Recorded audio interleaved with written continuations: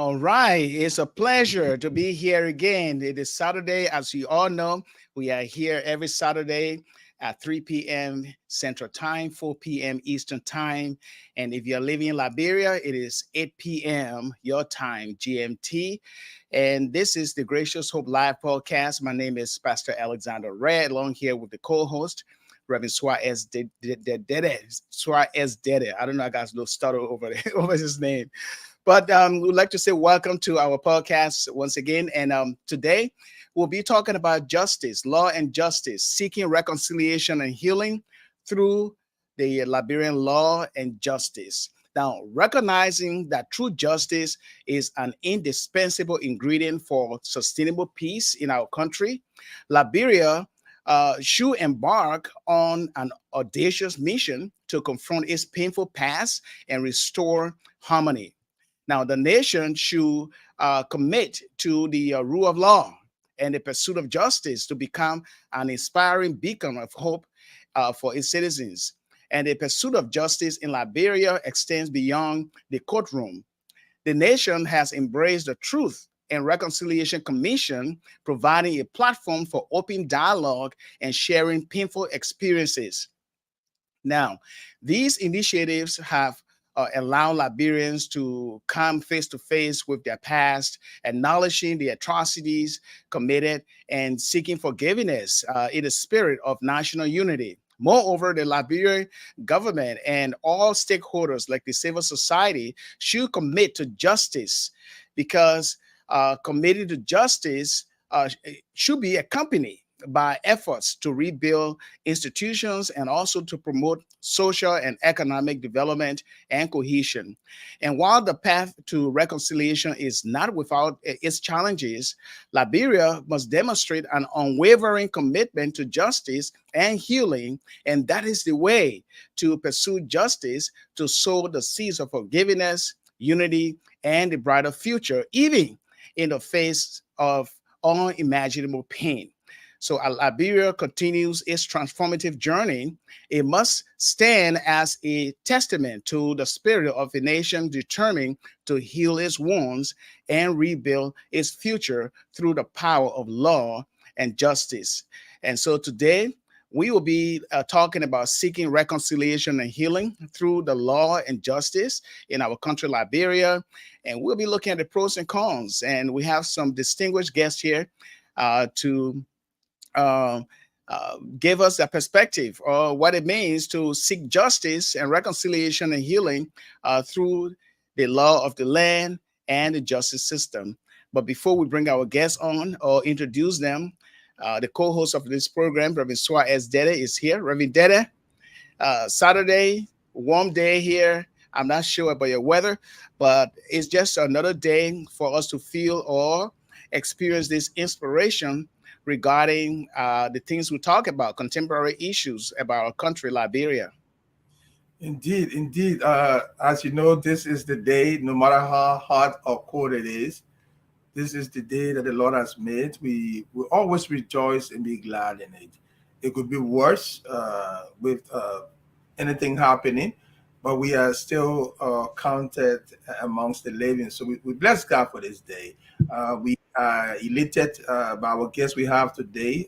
John is no stranger to discussing issues regarding Liberia, whether political, social, economic, I can even add spiritual because he's a man of God as well. So I won't doubt that. And also Ignatius is somebody who we worked with for a long time back in Liberia as media colleagues. So we have a good panel today, and another guest will be. I don't see him yet, but the issue of justice is biblical, at least, and you and I know that God is very concerned about justice and law when it comes to his dealing with his people. It's all in scriptures. I mean, in Isaiah, in Psalm, I mean, all over the scripture. We will find time to pinpoint some of those scriptures that God talks about justice. But when it comes to Liberia, Liberia is an experiment when we look at how the funding of Liberia began from the ACS, the American Colonization Society, their own or intent to come and find a place of peace, so that as free slaves to be able to enjoy themselves and be respected. So this experiment keeps going on. So today we will explore the different issues of justice and law with our guests. So welcome. My era is a little hot today. I don't know about you, well, how hot it is, but it was about 92 today, and Wow. yeah. So that's what it is. I mean, we should be used to the heat, Ellis, because we are from Africa. We are in America now. We've been here Yes, so I know long. that. So we have adapted. It is hot. Yeah, you can adapt to the weather, but you can't get used to it. So that is a big No. difference. Yeah. Yes. Yeah. All right. And to all our viewers, we'd like to say thank you for being in our company. And we'll have our guest, Mr. John F. Lloyd. And he is a former commissioner on the immigration affairs in the city mayor's office of Washington, D.C. He's also has worked with a lot of organizations with the ULI, and he was the former vice president of the Association of Liberian Journalists in the Americas, ALJA. We are so privileged to have him here. We also have as our guest here, Mr. Ignatius George, editorial consultant. He's a journalist, been in the profession for a very long time, and he will be giving his perspective when it comes to seeking reconciliation and healing through our law and justice system. And we will be expecting our other guest, Reverend Charles Levi Martin. He is the pastor and founder of the Unity Fellowship Baptist Church in Willingboro, New Jersey. Hopefully, he will be here. But we are glad that we have our guests here to share with us their perspective. We'd like to say welcome, Mr. Lloyd and Mr. George. Welcome to the Gracious Hope Live podcast this Saturday. Thank you very much. I think your Welcome, microphone is welcome. muted, John. I Yes. can hear Joe. I can hear you. I just heard him. His is muted from that end. Oh, yes. John is muted. Okay, he's on now. Okay, yeah. Thank you very much. Welcome, I'm not as abreast of technology as you, Alex, but I'm getting there. Yeah, thank you very much for inviting me. Welcome. Okay. Good. Thank Yes. So we have this saying in Liberia: we want to keep the peace and want for all to go well. We don't want any more war. We don't want any more trouble. And so people like to say, "Let bygone be bygone." We've had a truth and a reconciliation commission. They did a job, interview victims and participants of the war. Yet we see that anger, frustration, and wounds still fill the hearts of people in our country.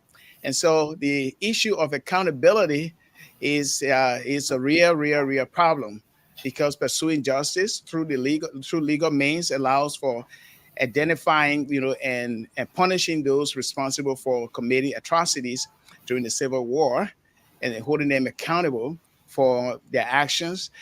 That, of course, can provide a sense of justice for the victims and their families. And it also helps them to restore faith, or people to restore faith in the rule of law. What do you think, Mr. Lloyd? Well, I mean, this topic is very germane, especially at a time where our country is bracing for election in a couple of months. Justice has been something that has evaded our country for decades and has been a root cause for all of our conflict. If we must find a common point that we can blame our socioeconomic, decadence on, the fall of Liberia in a few decades, the failure of justice will stand tall and stand at a center point in this particular failure on the part of us as a nation. Democracy is a system that cannot exist in the absence of rule of law. And the coming in of the Truth and Reconciliation Commission to promote peace, social justice and reconciliation, to bring healing to our nation was highly called for. But unfortunately, as we have seen, the unfolding events of the past few years, starting from the past administration, has shown that the complete mandate of that particular commission was not fulfilled. And then going into one government after another, we have seen that the justice system has completely failed. There are underlying reasons for which justice has not been achieved. And it's not because of one reason. Poverty, the lack of resources is one, but also the lack of commitment from leadership has been a bedrock for failure on our part. And if we're serious about, fulfilling our wishes for democracy, then we have to find a way to steer back to enforcing the rule of law and justice for all in order for peace and reconciliation to come to its full fruition. That's good. Mr. George, what do you think? You think people should be held accountable for the heinous crime or whatever atrocity they committed during the war if we really want to heal and reconcile our country? Yes, the basis of justice is law. And for a people that are not disciplined enough to embrace the law, justice is elusive. That's the problem of Liberia. You want to hold people accountable, but where do you stand? The Bible says all of us have sinned and come short of the grace of God. Who prosecute whom? And what is the basis? Who's holding whom accountable?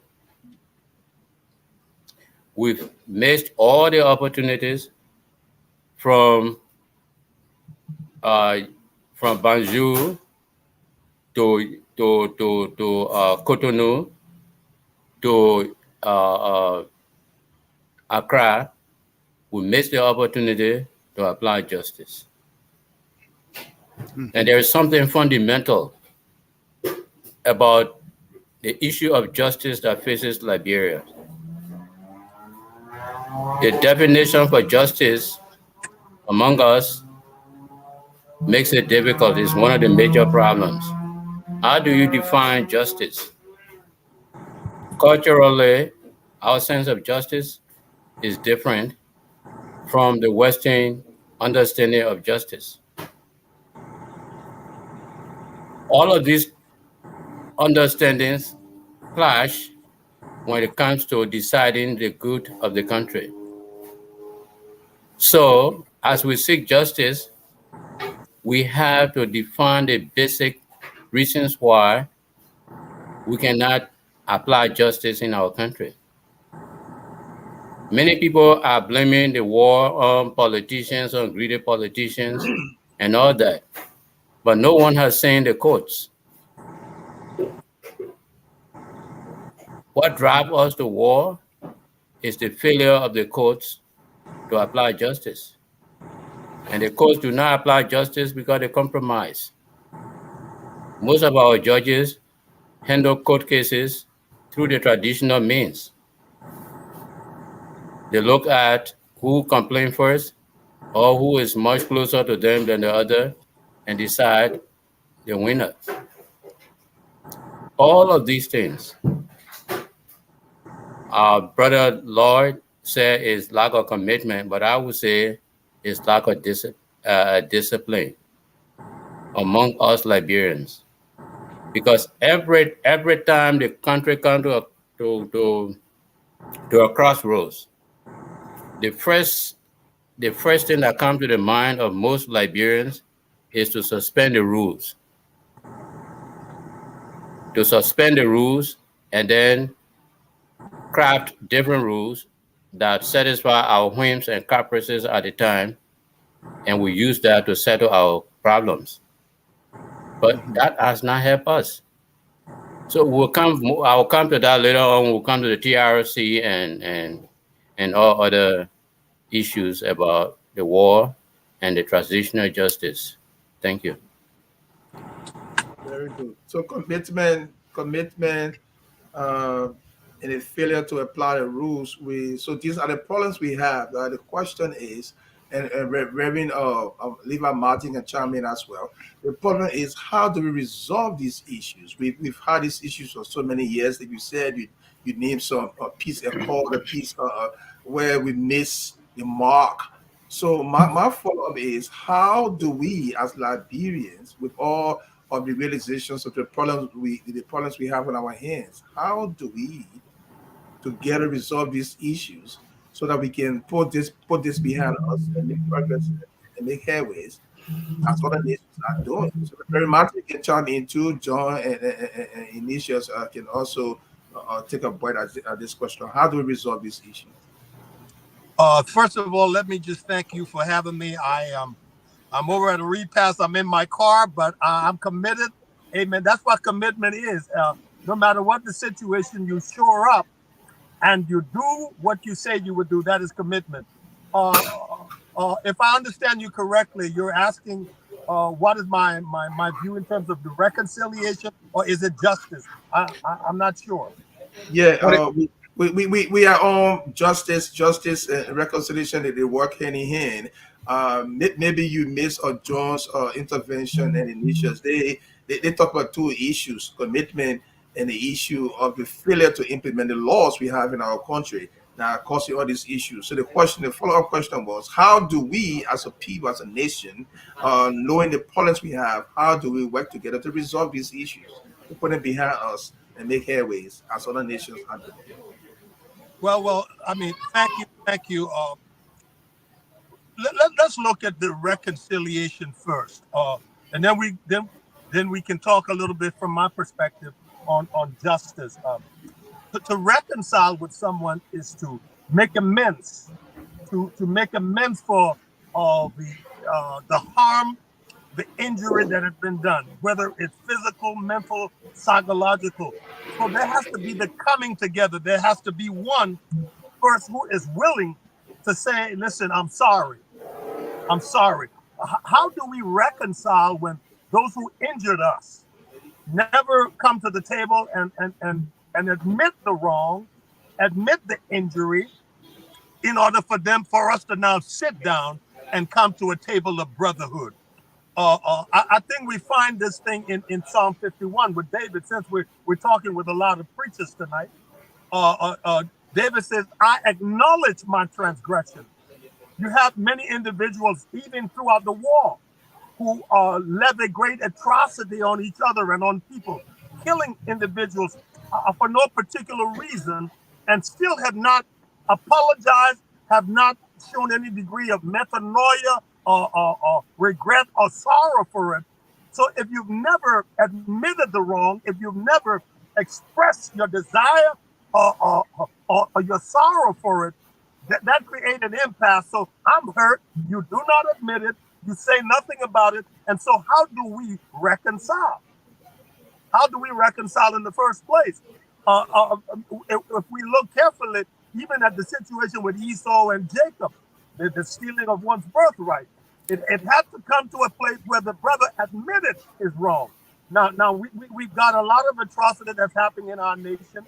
And until we can come and apologize and then come to the table where we can dialogue, this hurt will not go away.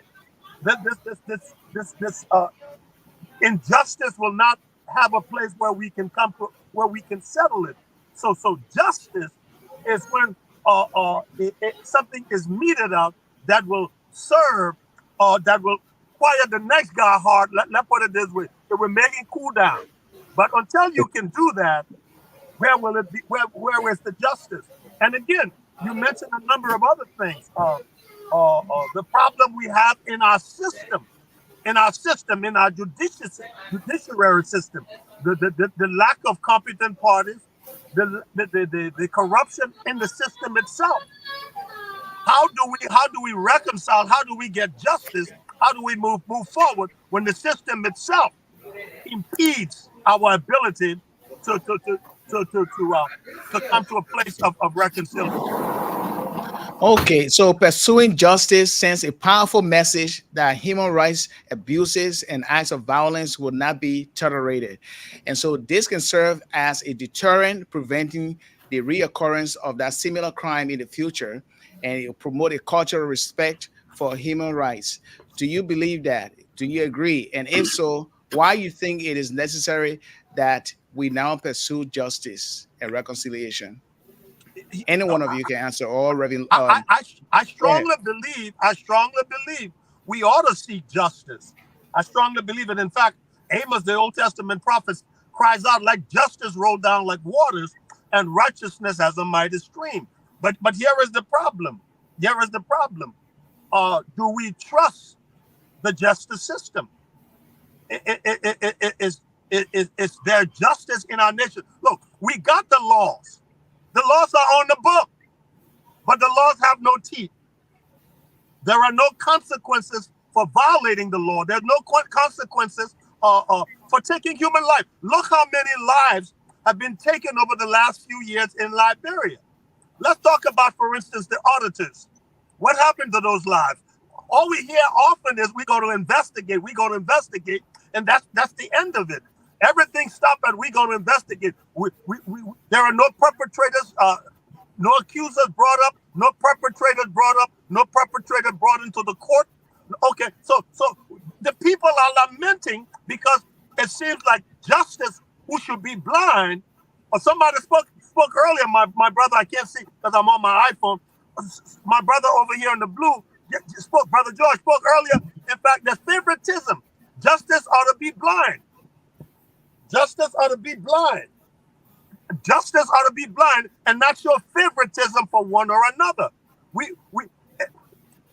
That is the reason why we're at where it is. We should have justice. I believe as a nation and a people, the only way we can go forward is unless the law is just, unless we are able to practice law, unless people are able to come to a court and do that. But think about how many people, sons, daughters have been murdered, and promises we'll investigate, and it ends at that point.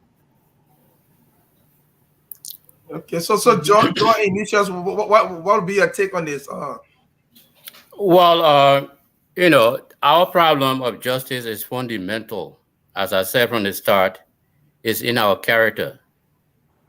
It's our failure to apply the laws that we have. There you go. And it starts with the polls. We elect people who are not committed to the laws. We don't care who we elect as long as we elect them. There are a lot of things that have been happening in this country. The people who have not said anything in public about the evil against our people are the people that we take to be heroes today. Amen. We're tutoring them. We want to put them in power. Some of them are not interested, but we're pushing them, we're coaching them, we're encouraging them to be our leaders. And then we tell them what we expect them to do. In our little corners, we say the person I'm supporting is going to build a skyscraper. The person I'm supporting is going to bring diamonds. Is going to bring companies. Is going to reconcile the people.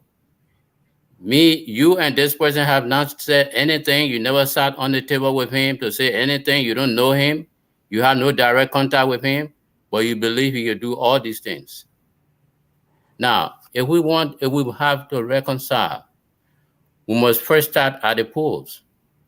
We must elect people who believe in the rule of law. It is only in the rule of law that you can build a vibrant communities and a vibrant country that respects the rule of law.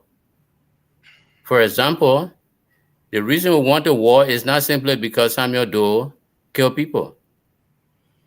It's a build-up of grievances that exploded.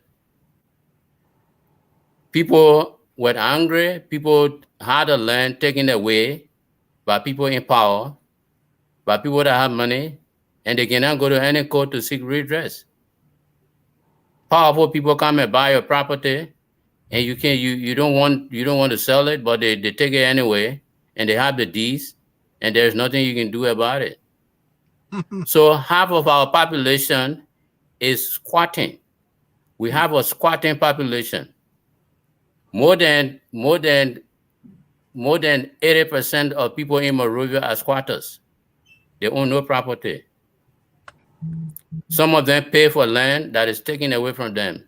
The government allows people, more than one person, to buy a piece of land, and they give all of them deeds.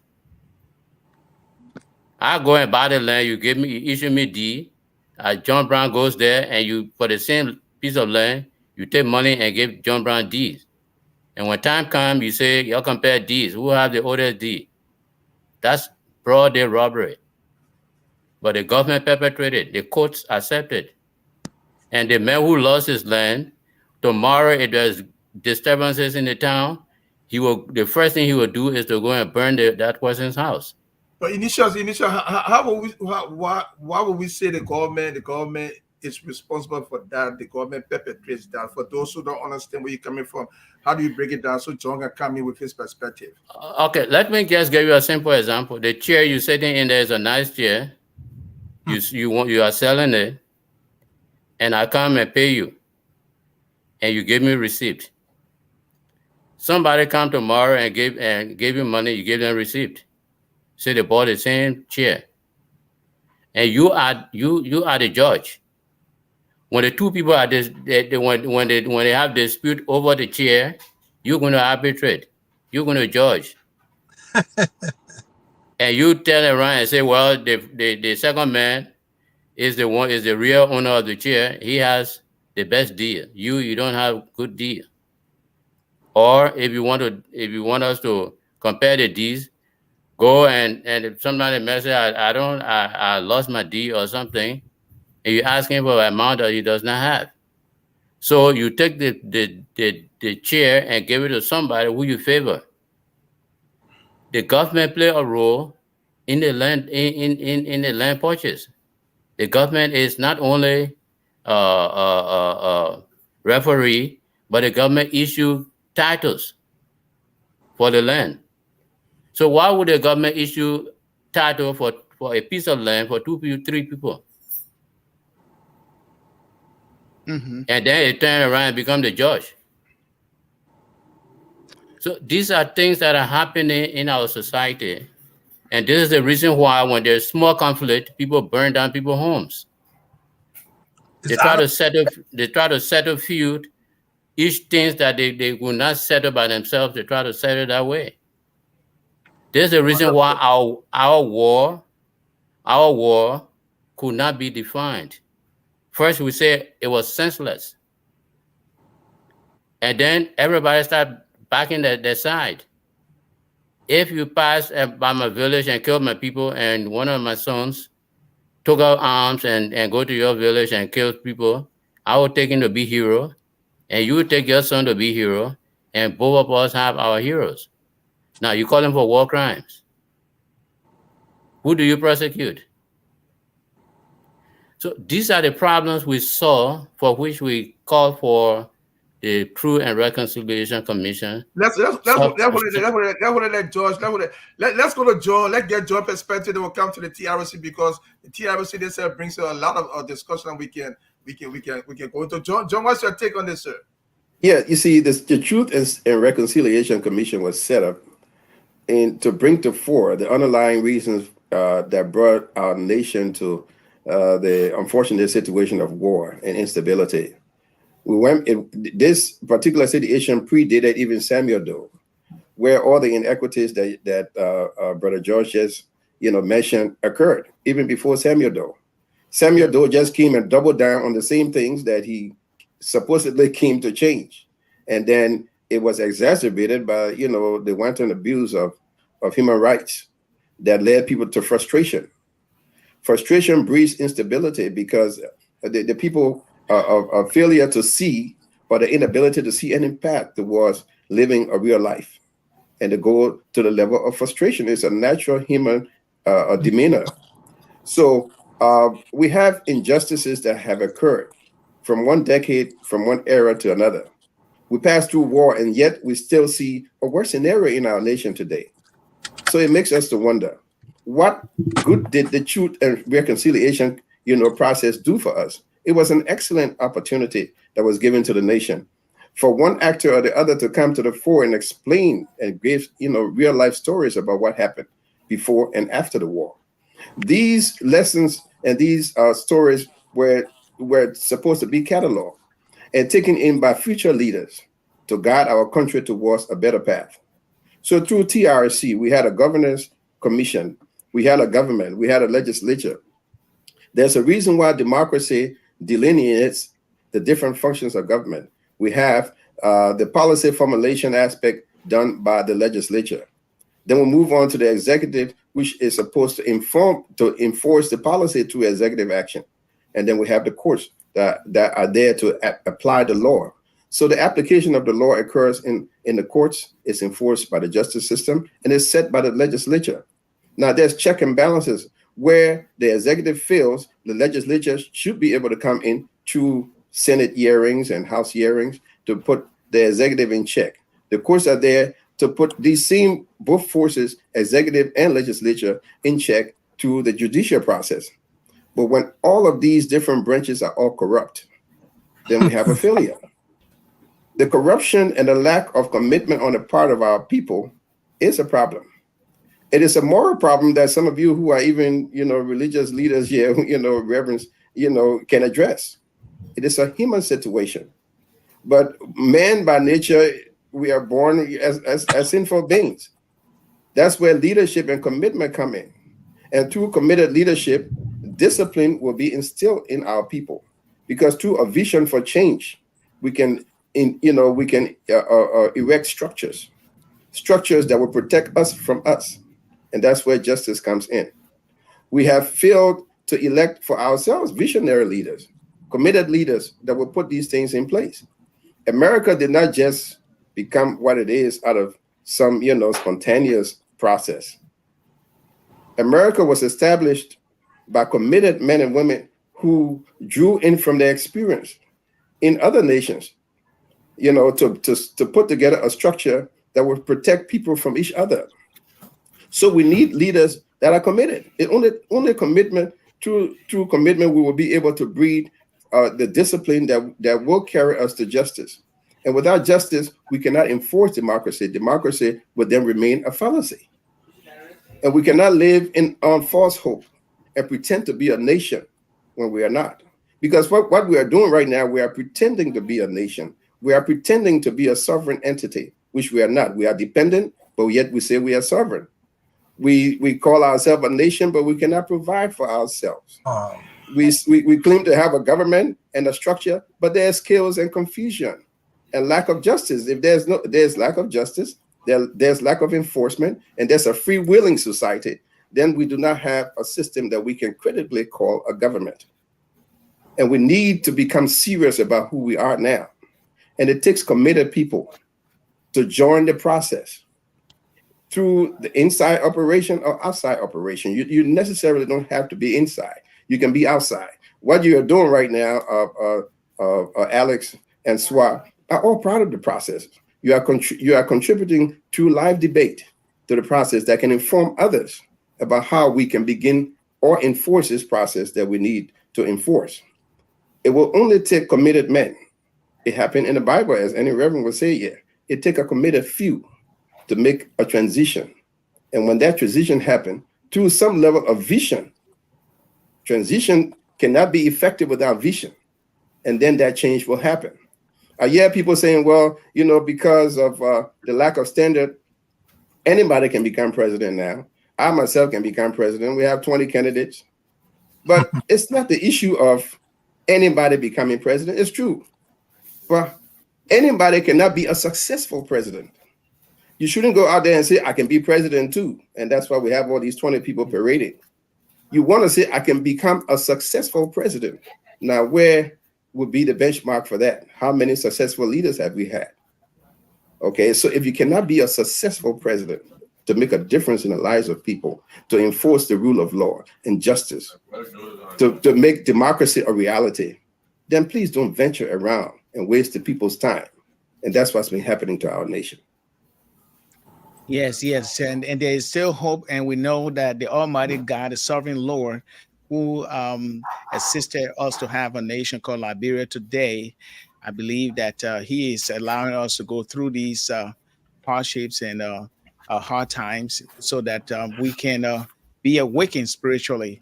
But we'll take a mini break and be back. And when we get back, we'll talk about the TRC, that is the Truth and Reconciliation Commission.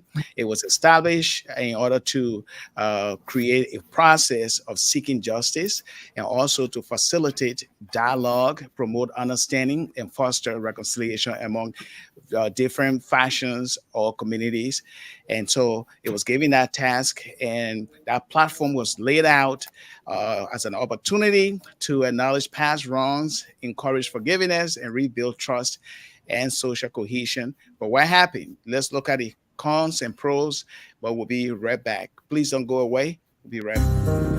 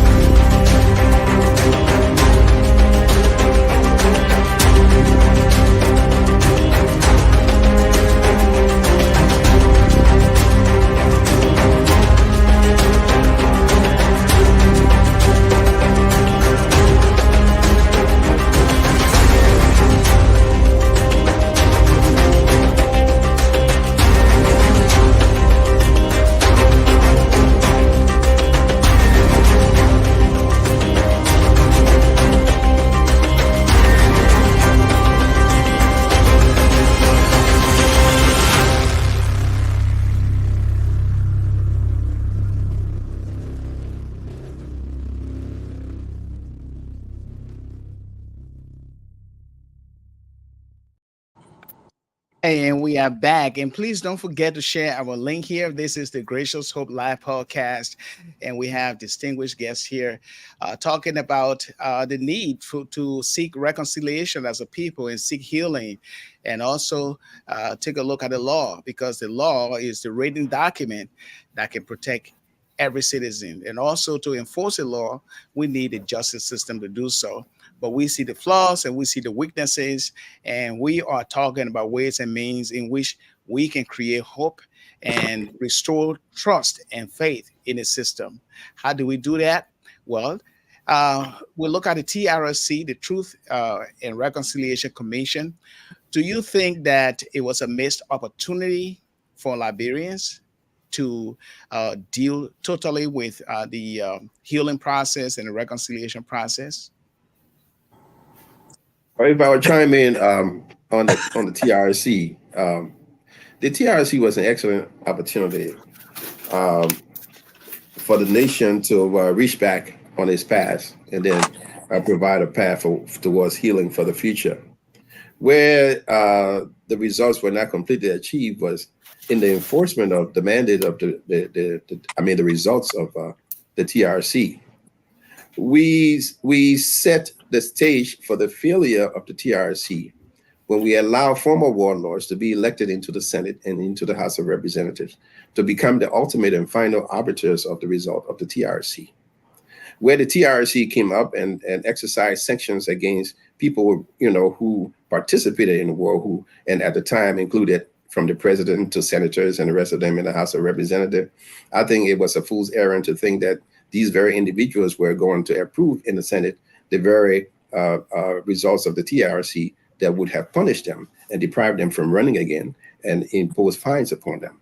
So the results of the TRC, while they were fine, they were not realistic given the structures that were laid ahead and the roadblocks that were already planted for their failure.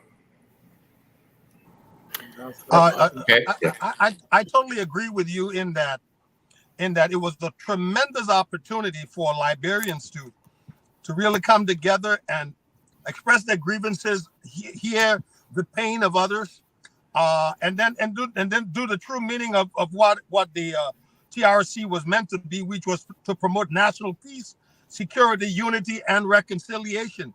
But like you said, how can we achieve that when the very people that are elected, some of the very individuals elected, were the perpetrators of these violence and atrocity on the nation and its people? This is an innate problem that we have in terms of the leadership that we keep putting in. In fact, at that very moment, those people should have been disqualified from being able to hold offices. And I think they were, according to what the Truth and Reconciliation primary purpose initially were. How did it happen that you had criminals or people who committed war crimes elected and we sat supinely, and that happened again and again? We keep talking about leadership, but the part of the problem also is the people themselves, because look, if we don't cry loud, if we don't as a nation say no, we're not going to tolerate this anymore, we're not going to have this anymore, we're going to keep coming into the same place. Again, I repeat, it's not that we don't have the laws. I think there was a structure for TRC.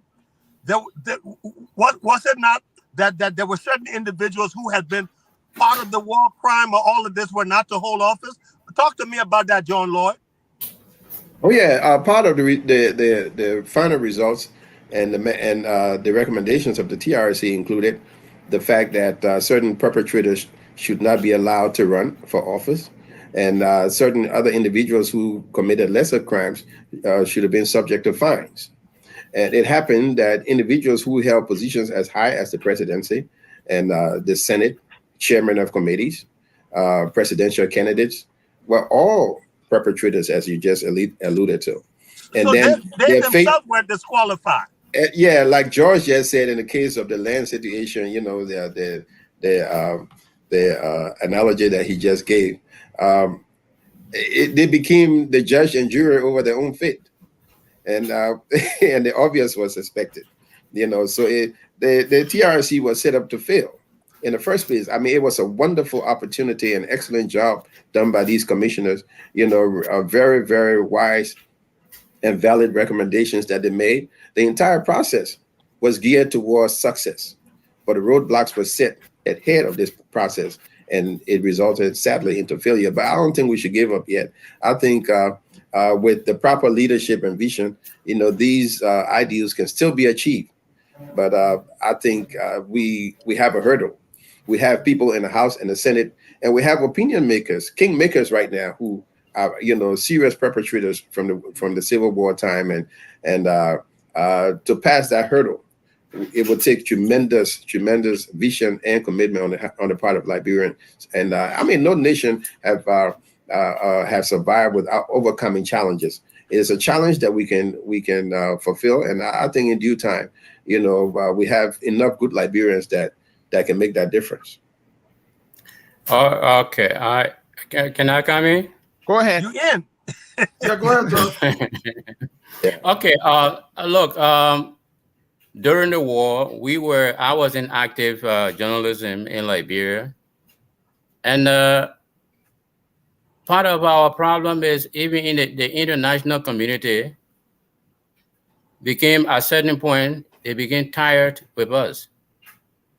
They saw that there was no seriousness in us. They saw that we could not commit to the rules we make, to the agreement we reach. There you go. So, for example, the International Contact Group on Liberia almost gave up in Accra, because the same Liberians that will go in the cafeteria to pat one another on the back and laugh and eat will appear in the conference room and argue and will not agree on the terms for ceasefire. Eventually, they have to suspend the Constitution because nobody will be accountable. Nobody was willing to accept accountability for what happened. So the only thing they will agree upon is to form an interim government, to suspend the Constitution, suspend the laws of Liberia, and set up an interim government in which each of the stakeholders we have a piece of the pie. So the very people you call criminals form the interim government. They seconded people to the Interim National Assembly, and they selected the ministers to occupy the ministries, agencies, and then the international communities assigned them bodyguards to protect them as they go about in Monrovia, up and down in Monrovia, go in the countryside to hide their weapons. That was before disarmament. So I wrote an editorial at that time questioning the Accra Peace Agreement.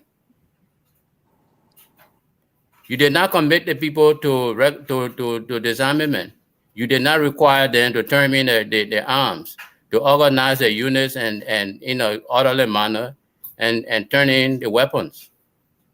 But you provide security for them, you provide for them, you give them the right to select people to populate the government. And they have representatives in the assembly. So what they did was to enact a law that exonerates them from any kind of punishment. That law is today being quoted by Prince Johnson. The interim legislative assembly agreed that people who took part in the war should not be prosecuted. There was an agreement passed.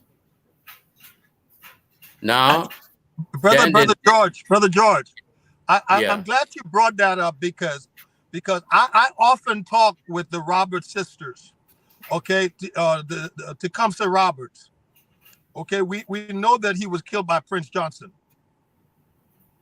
Yeah. Whenever I speak with them, they always bring this up. How can we reconcile when this guy's never come out to apologize, to speak to the family, to talk to us? No reconciliation. How can we have any peace? How can we have any justice? And then again, like you said, Brother Lord, you have these very violators, these perpetrators, as the individuals now who are installed to run this nation and this government by people who are hurt by them, that they've never expressed any regret, any metanoia, any degree of expression, sorrow for it. So how do we heal? How do we heal? This is the question. It comes from the failure that ends the Liberian conflict. Liberian conflict did not end because someone has won the war. There was no winner to the war. There was a stalemate in the war. And to end the war, they have to make compromises. There are serious questions that we have to ask ourselves. Certain things that appear to be good to bring about justice and reconciliation, but these are things that are locked into our very decisions we made to end the war. So while this interim legislative assembly was making laws to protect the war laws, the Accra Peace Agreement have within it the Reconciliation Commission, and this commission was supposed to be a TRC, South African style TRC, where perpetrators were supposed to appear in palaver huts and confess. But because the perpetrators have already made law that protect them from any prosecution, so they were not committed to the TRC process. Many of them appear and tells about what happened and never took responsibility. They simply explain to the people what happened, what made them to go fight, what happened to their family, what happened to their tribe, and what they wanted to do, and how to rescue the people. That's all they were telling the TRC. But then meanwhile, there was a transitional justice process that was ongoing in the country. And the Transitional Justice Group, sponsored by the United Nations, said that there was need to punish wrongdoers. So the TRC was forced to incorporate this war crime code into the agreement, into the findings. And many are arguing today that it was not the original purpose of the TRC. 2 members of the TRC abstained when they were signing the final document that they did not agree to the final TRC document. 2 members, Kafuma Kone and this lawyer, what's her name? Brown Bull. Yeah, Brown Bull. Yeah, they abstained. The both of them. What specifically were they against? They were against the establishment of a war crime code because that was not the original purpose of the TRC. But it was mentioned in the document that they had a discretion. The TRC had a discretion to recommend that. But anyway, it all boils down to the culture of impunity. Now, looking at impunity is a culture that is ingrained in our country, and seeking justice through the legal means can be a lengthy and complex process. So there may be challenges in gathering evidence, ensuring fair trials, and dealing with corruption or political influence. So in some cases, the perpetrators may evade justice. They may evade justice, leading to a sense of impunity and frustration among victims and the wider society. So now we live in a society where impunity is a culture now. And there are people out there who have their wounds all still open, their scars, and they cry every day, and they want justice. They want redress. Now, there are some people who have this whole sense of apathy, saying, it happened, TRC, they undermined it politically, and it didn't work. So let us just move on. Let bygone be bygone. And so we don't need to bring by another TRC, because it's a whole legal process that will be emotionally draining for the victims and the witnesses to relive their trauma experiences. So we don't want to reopen old wounds. Now, those people who think like that or who are saying that, what would be your response? Well, if I may say, I'm just one person who seemed to be sympathetic of such view, knowing the difficulties, judging from the day Liberians were in Banjul, Gambia, to form the interim government, up to the time the Accra Peace Agreement was signed in Accra. The reason is we made a lot of compromises. We had a lot of opportunities, but we were not willing to stand up. There were no Liberians that were prepared to stand up to brace the crisis, to bring the crisis to an end. The crisis ended with a lot of compromises. Now, my question is, if we are so interested in justice, why are we not beginning now? Why are we not applying justice today? Why are people dying unexplained? Why people continue to take the land of other people because they have power and money? Why are the courts still not reformed? Why are the police, the criminal justice system not reformed? If you want TRC, what are you doing now to show that you're capable of upholding the rule of law?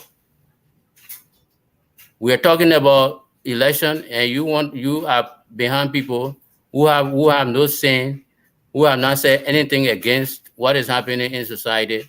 You want to make them leaders. What do you expect from these people tomorrow? Nothing. How can you talk about war crimes code when you can't even maintain a common code to penalize people that steal our money? When our legislature cannot even hold responsible a minister to call a minister and asking, how do you spend this money? We just signed a loan. I don't know how many million. Okay, when the election is just in a few months, and this loan was never debated by the Senate. It just passed. and Yeah. you want and you say TRC is the only thing, the war is the only thing that happened to us, and as soon as we have the war crime code, then everything will be okay. What about today's criminals? But George, on the issue of the TRC, we need to draw from a point here. Part of the reason why two commissioners disagreed with the establishment of the war crime tribunal, because in the TRC was established, to be clear, was established to promote, and I'm quoting in parentheses here, was established to promote national peace, security, unity, and reconciliation. National peace, security, unity, and reconciliation. So to have national peace, and besides that, and at the same time, to make it possible to hold perpetrators accountable for gross human rights violations and violations of international humanitarian law that were carried in Liberia from 1979 to 2003. So if this was in the TRC or term of reference, how is it wrong for the TRC to recommend the establishment of war crime tribunal when it's part and parcel of what it was established for? Yeah, but we know political influence, okay, Yeah. was one of the main factors there. Seriously. But the thing is, there are other people on the other side of the argument stating that if we were to reenact a TRC, or if we want to reconcile through the justice system right now and through the law, there will be social division. There will be the victims reliving the past trauma, psychological bearings. So there are people who argue on that and saying, well, can we move on? But without healing, without justice, we see things still unravel in the wrong way. Levi Williams talking about that, the rabbi sister. You cannot move on because they keep reliving it. Whether you establish the code or not, they're still reliving it. So the reality is on the ground. And I asked the question, how do we face this situation? The reality is there. We got a lot of, we got a lot of hows. Let me use the reverend. Gentlemen, we fixed the situation by going to the original intent.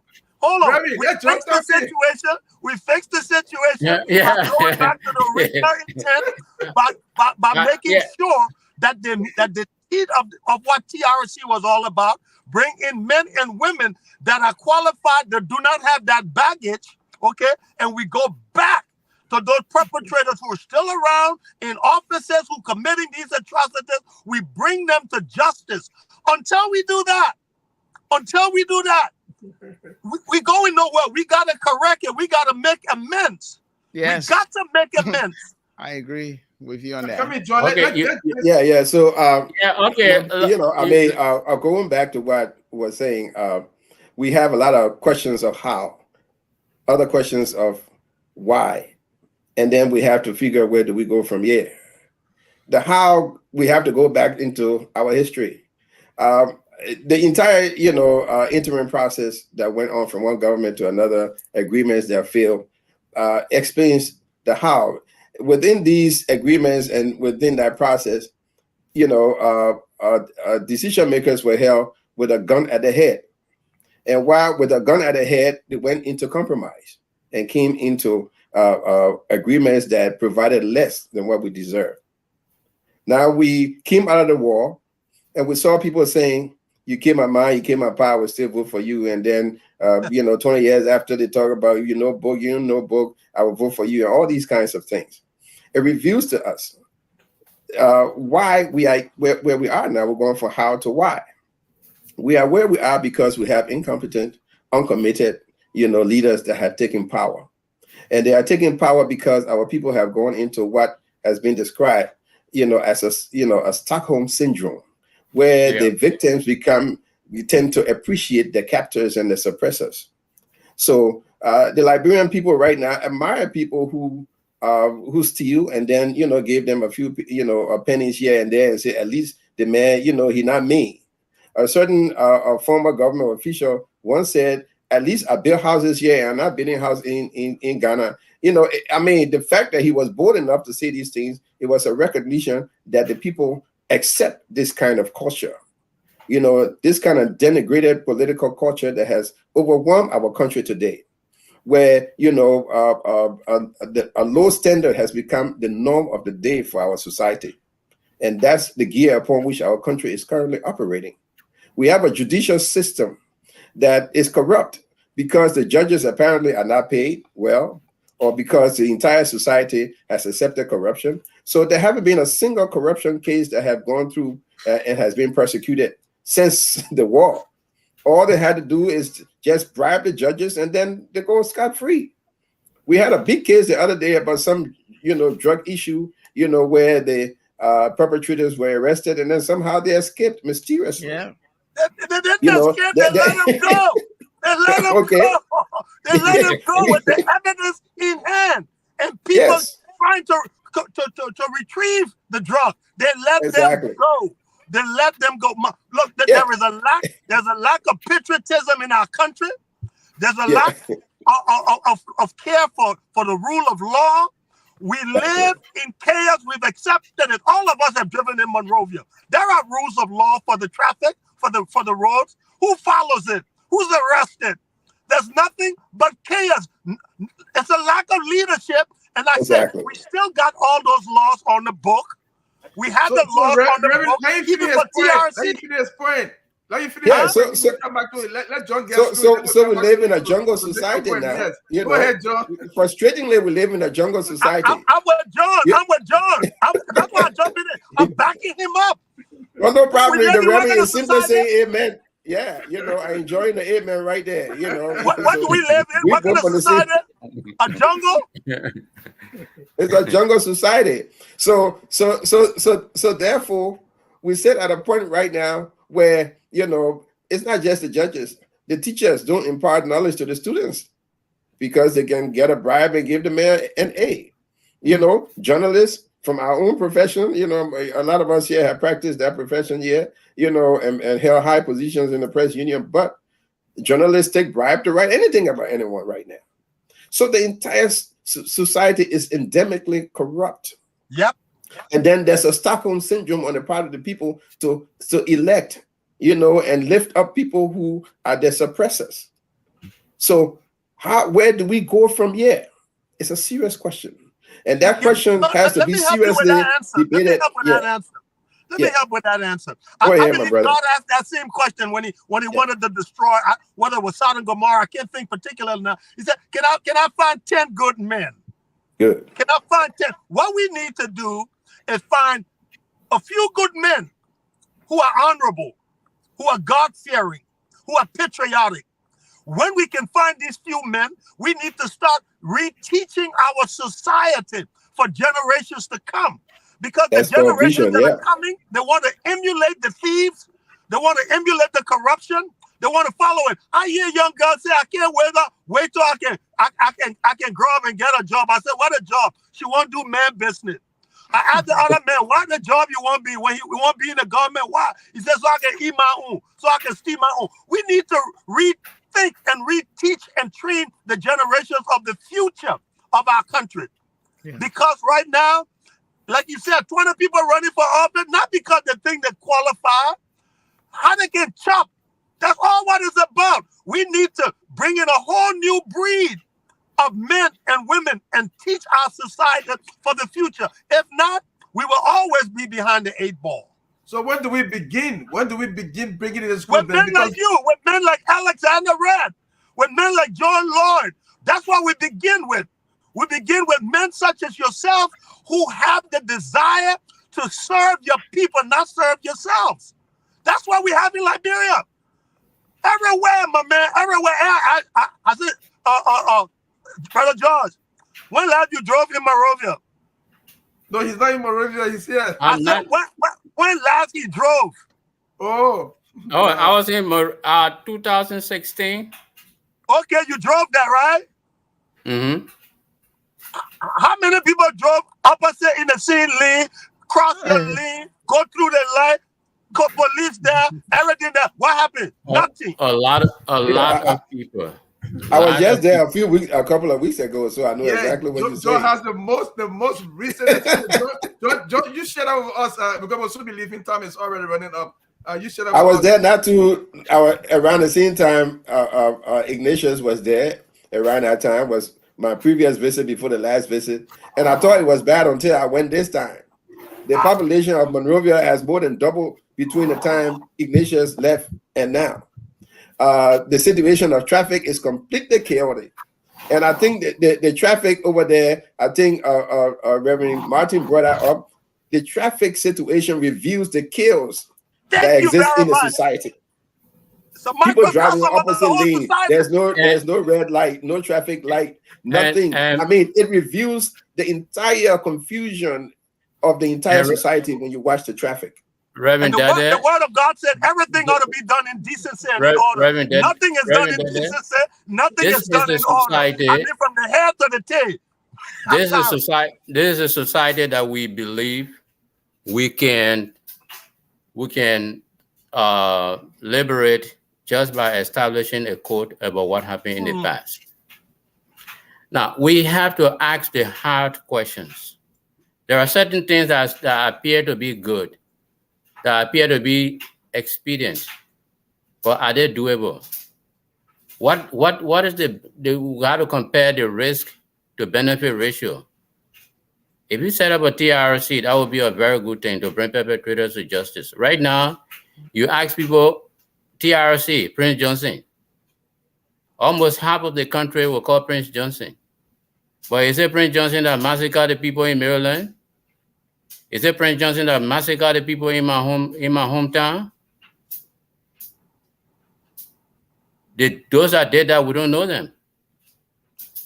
If you prosecute Prince Johnson, who is believed to kill people in Monserrado County, that's not going to bring closure to the people in my village. So I believe that if we begin now with good governance and begin to prosecute people that are still holding our necks down, that their knees are still on our necks. Our old masters have been replaced by new ones. And pretty soon we'll even have newer ones.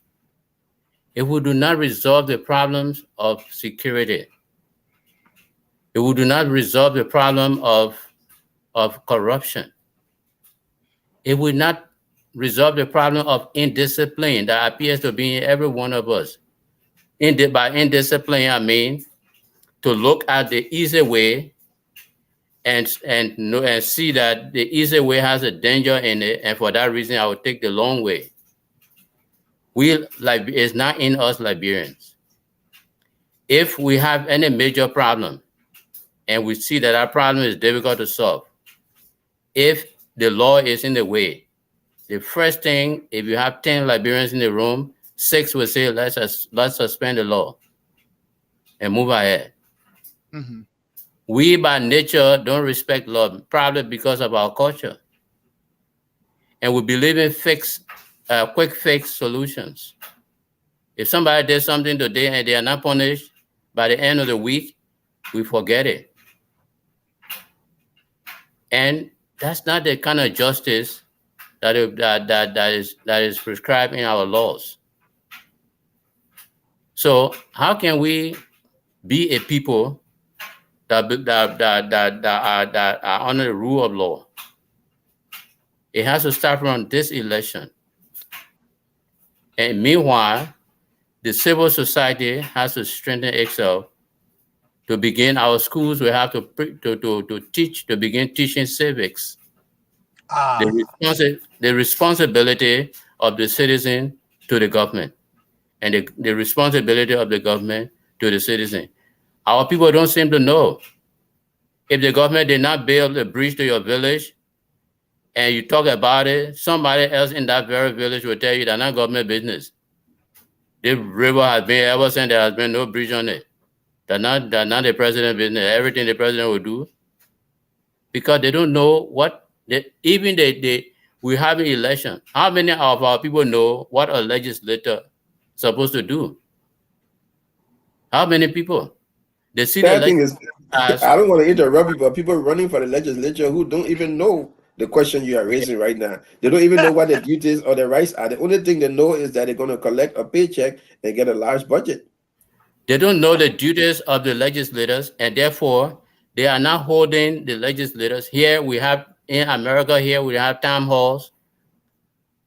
We have right now. I have invitation from my district representative to come and observe the housing section. How many people in Liberia have the opportunity? How many of our so-called representatives go back to explain to the people the laws they made? Nobody, because the citizens do not know what the legislator is supposed to do. The legislator do not know what it's supposed to do. Therefore, everybody just sit down, and the legislator become the honorable. All of them are honorable. Okay, so we got like 5 minutes, and I'll go around. I'll ask the last question, and then we'll go around just a minute each, and then we'll end the program.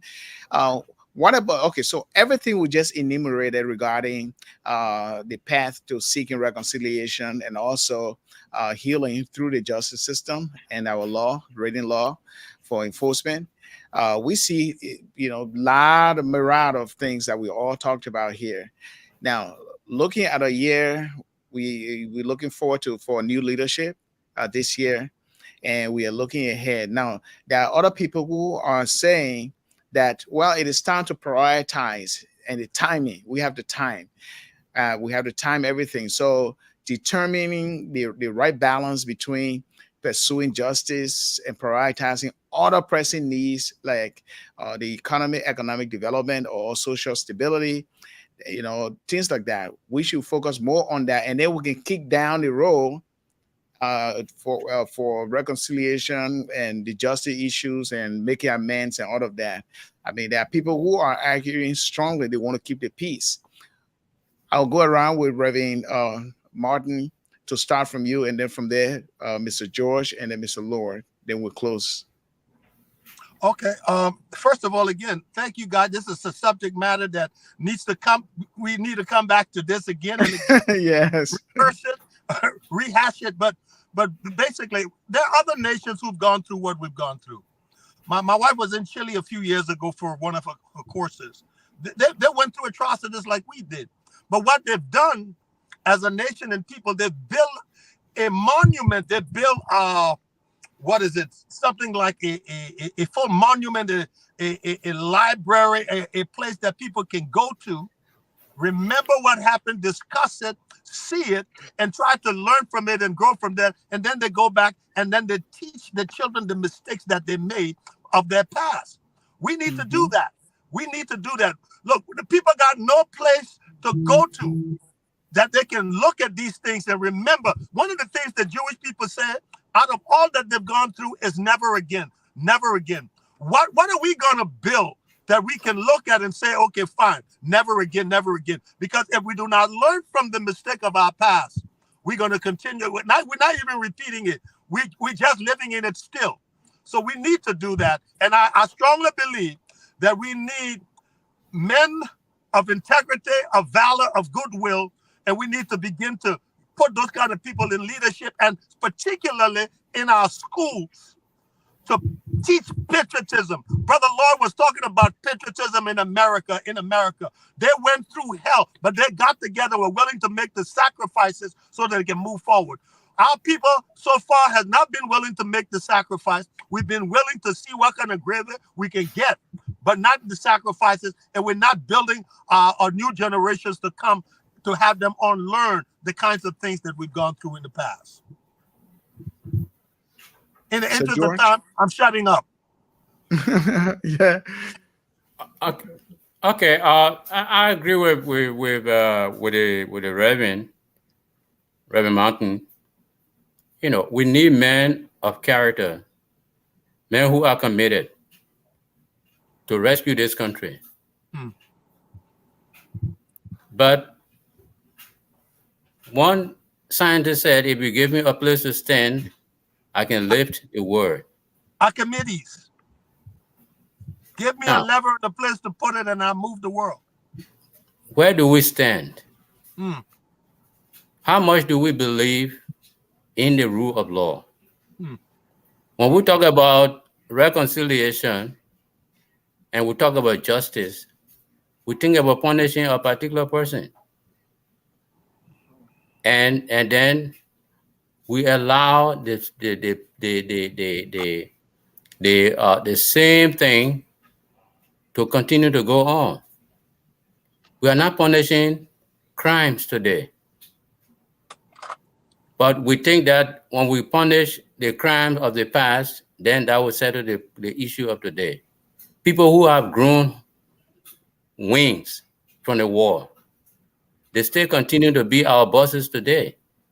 What is stopping us from punishing them in the court of law for the crimes they commit today? I believe that if there is economic justice, if our people if the government take upon itself the responsibility to provide for our people, send our people to school, pay them their just wages, and they begin to send their children to school and live the life that they know their parents will live, that people will not sit around and cry for war crimes code. They will let bygone be bygone. But as long as they still see these people in the streets, riding big cars, lording over them, they will continue, as Brother Law said, to see open wounds. Mm-hmm. And let us now sit around and wait until the war crime code is established in order to begin to apply justice, to apply the rule of law.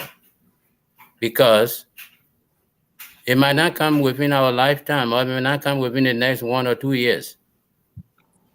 And it's time we even begin to contemplate what will happen, what form would this war crime could take. It's a fresh experience we have.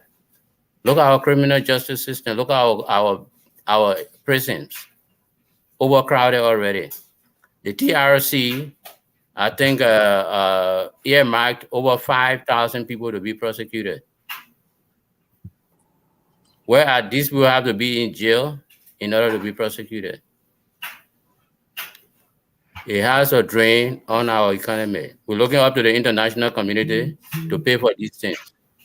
But experience tells us that the international community has not been able to pay for things that we should pay for ourselves.